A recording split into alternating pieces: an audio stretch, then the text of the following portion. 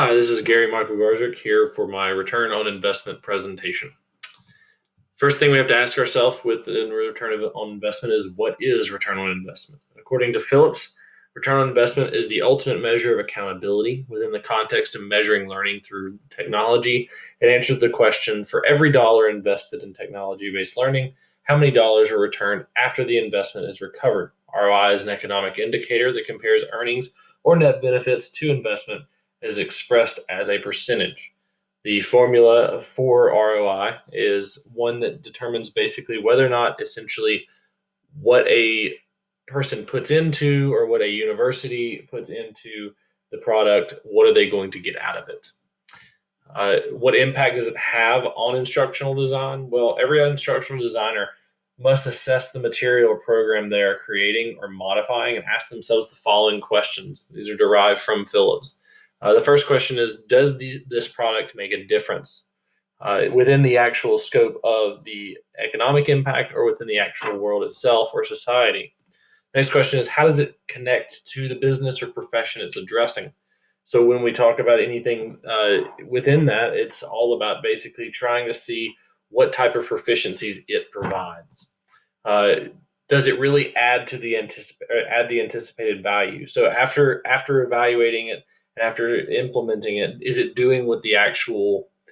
design doing what the actual intention was there for? Is it actually providing what we need? And then is it effective as facilitator-led learning?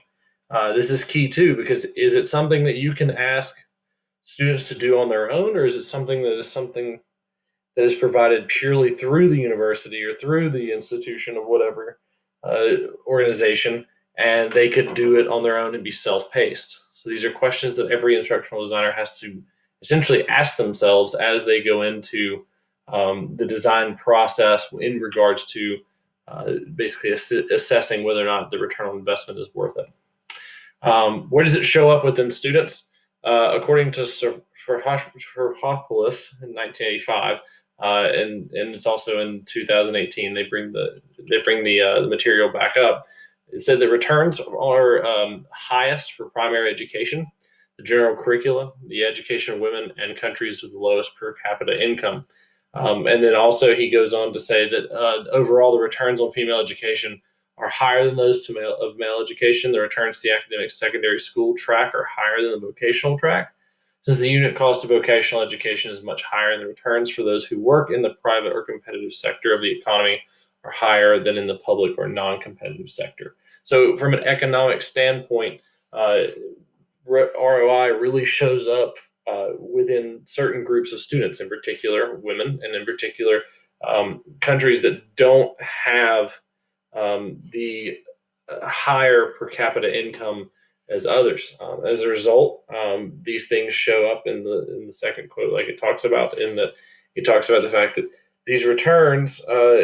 It basically means that women and people who are going into secondary school track, different things like that, that it's essentially worth it, that they follow through, and that the vocational track is essentially is not as prevalent in return on investment because of the fact that it is so much more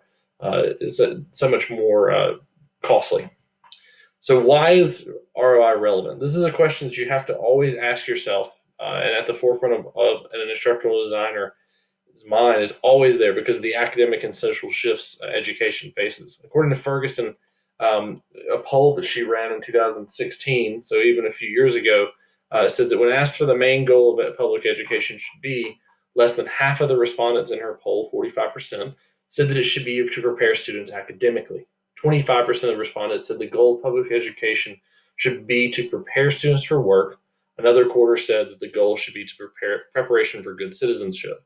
So as we have seen, and according to Ferguson, when it goes on in her article to basically describe how she's shocked in these numbers, and this is a prevalent thing that occurs because as a community, as a society, we have shifted from academics for the sake of academia to having to essentially explain what everything is taught and why.